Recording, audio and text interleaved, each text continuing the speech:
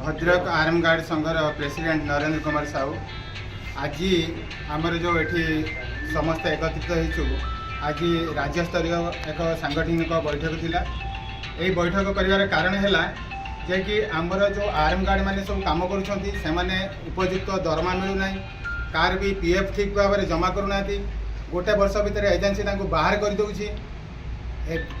चतुर्थ है जे कि बीमा से कौन बीमा भी एपर्यंत सरकार करूना यही सब दाबी नहीं आम आज ये एकत्रित होइछु।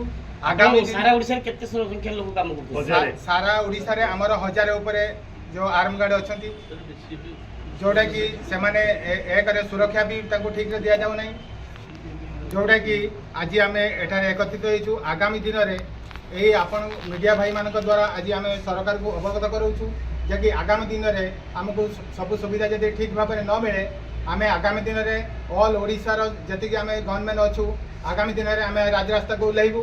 यही है आमर प्रथम दाबी।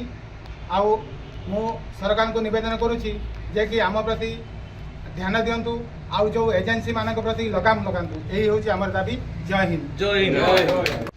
आज ऑल ओडिशा आर्मगार्ड संघ तरफ भुवनेश्वर ठारे जो सांगठनिक कार्यक्रम आरंभ करा जायछि प्रत्येक जिलार लीडर भाई मानक नेइकरी आमर आज सांगठनिक कार्यक्रम आज आम तैयारी करिछु एवं आगामी दिन में प्रत्येक जिलार लीडर भाई मानक नेइकरी आमर जिला स्तर रे एक बहुल माने एकत्रित होई आमर संगठन को मजबूत करिवु एवं आमर जो न्याय्य दाबी अच्छी सरकार पाखरे मीडिया साहाय्य अवगत कराइबु एवं आम मानकर जो न्याय्य दाबी अच्छी दाबी कौन अच्छी न्याय्य दाबी आम मानकू ठीक से दरमा दि जाऊ नहीं कम दरमा दि जाउची एवं 8 घंटा जगह 12 घंटा खटा जाउची एवं ईएसआई पीएफ नहीं आम मानकू सुरक्षा नहीं आम मानकर पेंशन नहीं आम मानकू कौनसी सेक्टर रे काम कले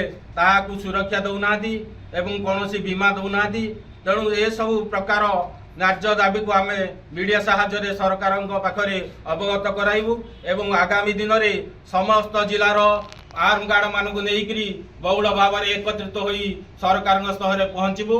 यह मु समस्त दृढ़ हस्तरे सरकार पाखरे दृढ़ संकल्प नहीं उपस्थापन करने चिंता को प्रकट कर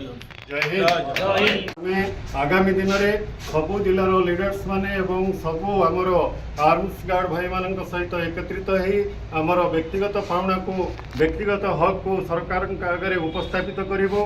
आम निर्यातित अच्छू आम निष्पेषित अच्छू समाजर सबू कार्य को कर सारा सिक्योरिटी सब व्यक्ति विशेष को सुरक्षा प्रदान करवा ता सहित प्लेस रे सुरक्षा प्रदान करवा बैंक रे सुरक्षा प्रदान करवा सबू जगह सुरक्षा प्रदान कर सारा पर मात्र पावना 12,000 टंका दरमारे निजर परिवार प्रतिपोषण करने आम सबू जिलार कर्मी माने आज असंभाल हो जाइछंती। तेणुकर आगामी दिन में आम यही भुवनेश्वर ठारे मुख्यमंत्री को भेटापी जाऊँ एवं आमर नेता माने समस्त एकत्रित हो दिनांक 23/2/2025 दिन मास्टर कैंटीन बुलेन सेवा सदन ठारे आम आज एकत्रित होइछु।